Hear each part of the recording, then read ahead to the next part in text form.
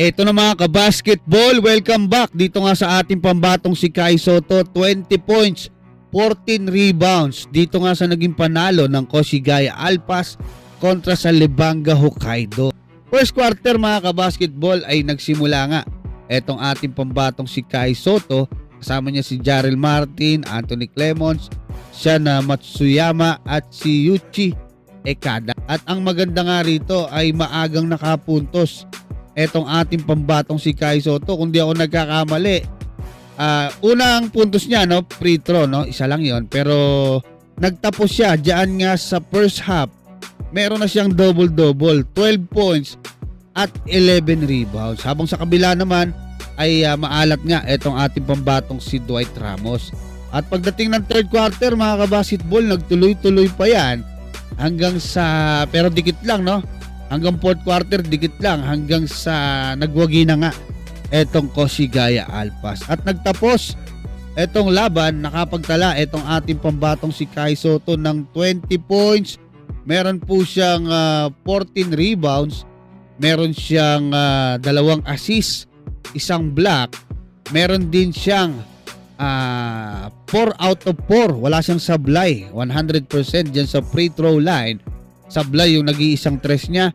8 out of 14 siya sa field goal.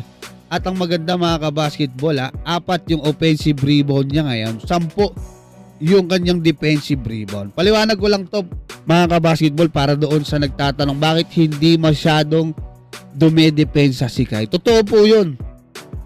Kasi di ba may mga nagko-comment, wala, mabagal, hindi dumedepensa. Totoo po yun. Hindi siya humahabol, no? Hindi siya dumedepensa. Kasi nga, alalay lang po yung laro ni Kai. Hindi talaga persado yun. Pero sinubukan niyang habulin yung tira kanina ni Okafor, binutata niya eh. So, nandun pa rin naman, no?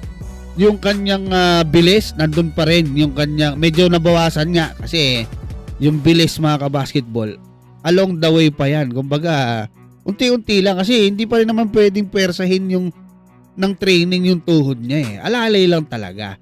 At yung napakagandang nakikita ko, yung katawan ni Kai, hindi mo na matulak.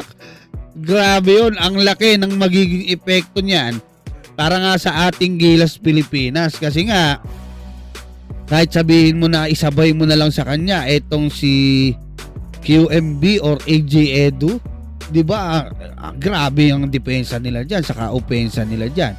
Tapos pwede rin naman etong si Junmar Fajardo dyan sa ilalim.